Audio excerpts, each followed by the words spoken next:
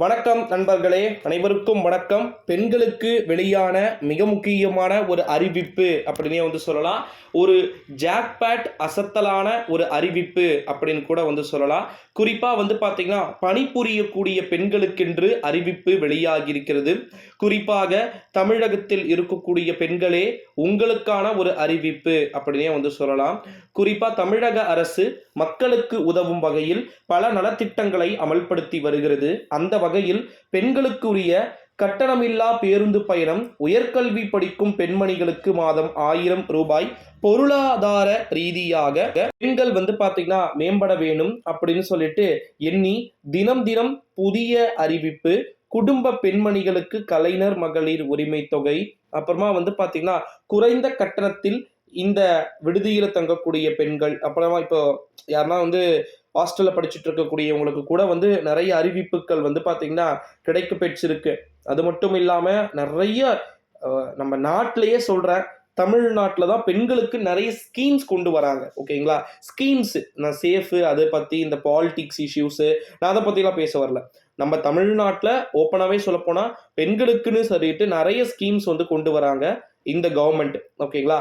இந்த ஒரு சூழ்நிலையில தான் பெண்களில் நிறைய பேர் பேருந்து பயணம் செய்கிறாங்க.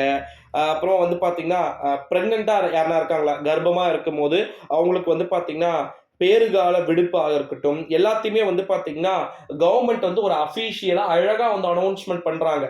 ஓகேங்களா?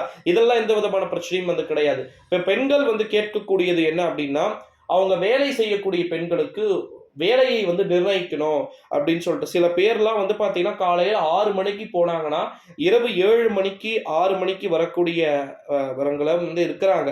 கண்டிப்பா டெஃபினெட்லி இருக்கிறாங்க. எங்க ஊர்லயே நிறைய பேர் இருக்கிறாங்க.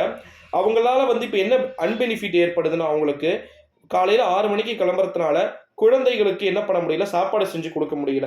அதற்கும் கவர்மெண்ட் என்ன பண்ணியிருக்கிறாங்கன்னா, காலை சிற்றுண்டி அப்படின்னு சொல்லிட்டு ஒரு உணவு திட்டம் தொடங்கப்பட்டிருந்தாலும் கூட குழந்தைகள் நிறைய பேர் அங்கேயே போய் சாப்பிட்டுக்கிறாங்க. இந்த ஒரு சூழ்நிலையில தான் பெண்களுக்கு அந்த 6 மணி டு அந்த ஒர்க்கை பார்த்தீங்கன்னா நிறைய சேஞ்ச் பண்ணி சில விதமான கட்டுப்பாடுகளை அறிவிக்கிறதுக்கான வாய்ப்புகளும் சாத்தியக்கூறுகளும் இருப்பதாக தகவல்கள் என்பது நமக்கு கிடைக்க பெற்று இருக்கிறது அப்படின்னு சொல்லலாம். ஏன்னா பெண்கள் தான் பார்த்தீங்கன்னா இப்போ இருக்கிறதுல மோஸ்ட்லி மிக முக்கியமான நபர்களாக கருதப்படுறாங்க. ஓகேங்களா? நம்ம தமிழ்நாட்டில் இருக்கிறவங்கள. ஸோ அதனால டெஃபினெட்லி அவங்களுக்கு நிறைய சேஞ்சஸ் ஏற்படுத்தணும் அப்படின்றத அவங்க பண்றாங்க. ஸோ பார்க்கலாம் பெண்களுக்கு டெஃபினெட்லி என்னென்ன மாதிரியான ஸ்கீம்ஸ் சேஞ்சஸ் ஆகுது, பாய்ஸ்க்கு என்ன ஸ்கீம்ஸ் அது பண்றாங்கன்றது ஏகப்பட்ட விஷயங்கள் இருக்கு. ஓகேங்களா?